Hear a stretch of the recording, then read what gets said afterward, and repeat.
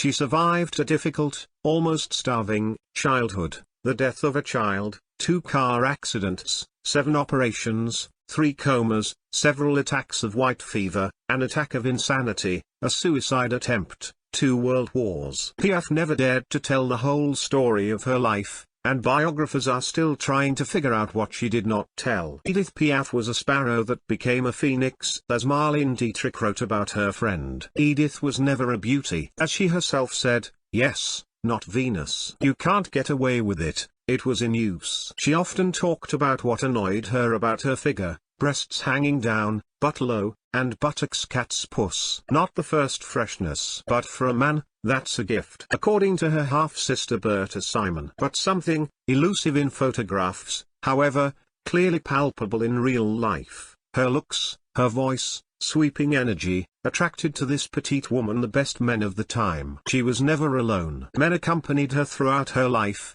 Charles Aznavour, Yves Montand, Jean Cocteau, Jean Marais. But the love of Edith Piaf's life was Marcel Cerdan. She was born, as fate would have it, a week after a boy named Frank Albert Sinatra was born on the other side of the Atlantic, in Hoboken, New Jersey. But while America's premier crooner was destined for a long life and a career that lasted the better part of a century, Piaf passed away at the age of 47, at the height of her fame and public adoration. The jovial overseas heartthrob and the fragile, sickly French woman, who could hardly be called beautiful. Her physical beauty was replaced by incredible charm and equally unique artistic charisma, became like 2 sides of the pop culture of the 20th century, optimism and quiet sadness, young America and young Europe, the romance of creation and the romance of destruction. Thick books and encyclopedia articles have been written about Edith Piaf's life. Films and poems have been dedicated to her. It would probably be pointless to retell her biography once again.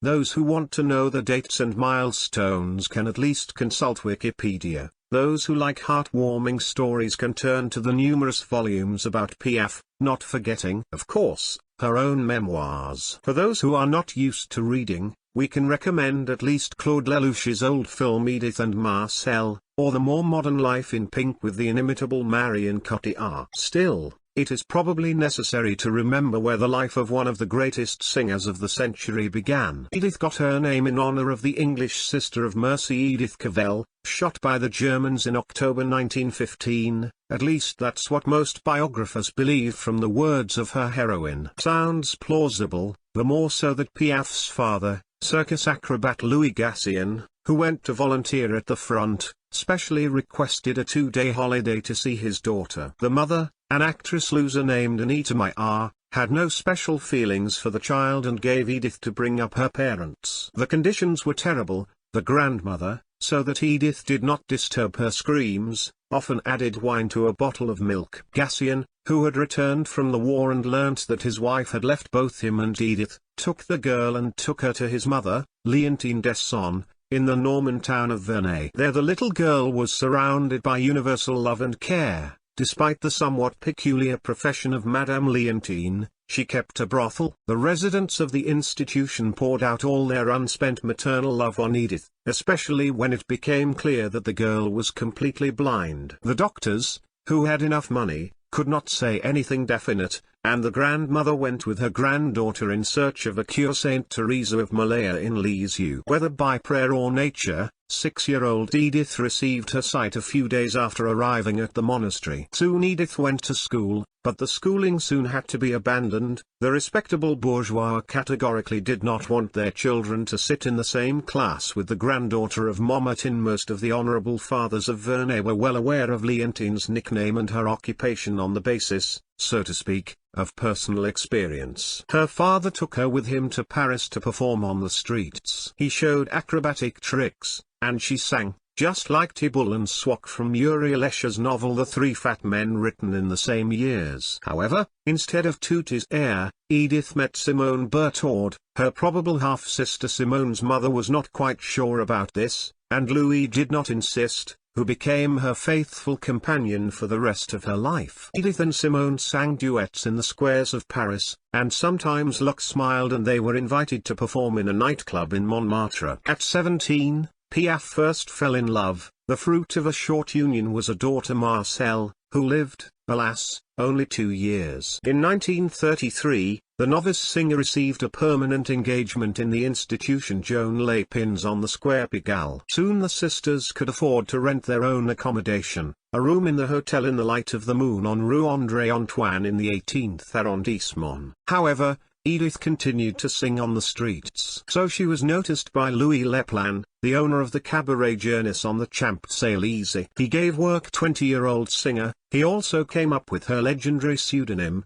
Piaf, Sparrow in Parisian slang. The first concerts of little Piaf in Leplan's establishment were a resounding success. Soon she was invited to sing in a concert with the great stars of French chanson, Maurice Chevalier and Miss Danjette. A concert from the Circus Medrano in February 1936 was broadcast on the radio. Listeners from all over the country called the studio and demanded more Piaf songs. From that cold day, she took her place at the top of the pop Olympus, a place from which she never left. The rest, as they say, is history. Meeting the poet Raymond Asso, who wrote her main songs, her tragic love for the boxer Marcel Cerdan, her friendship with the great Cocteau, 2 marriages to mediocre artists who were completely lost against her background. She honestly tried to help Jacques Pills and Theo Sarapo with their careers, but even she was apparently powerless. Alcoholism, illicit substances, 2 car accidents, death, and the posthumous fame that continues for more than half a century. Surprisingly, Piaf's songs successfully survived all the musical fashions of the second half of the century. They are still alive today. And the legend of a small-skinned and early dead singer grandmother still hangs over the vast rock mortuary of those who died at 27. I would like to emphasize, there are many great artists who are remembered by name, but have not been re-read,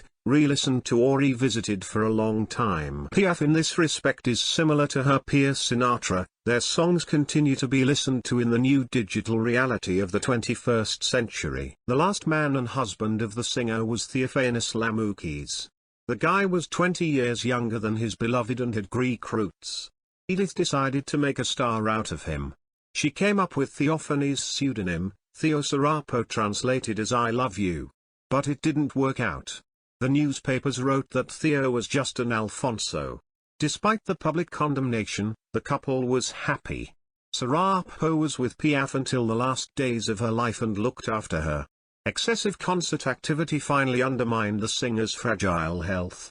She was diagnosed with sclerosis and cirrhosis of the liver. In 1959 Edith underwent surgery for a stomach ulcer. For many years the star was tormented by arthritis and for some time she struggled with insomnia. Abuse of alcohol and illegal substances also affected her health. From 1960 to 1963, Piaf was hospitalized for several months. The singer lost a lot of weight and grew old.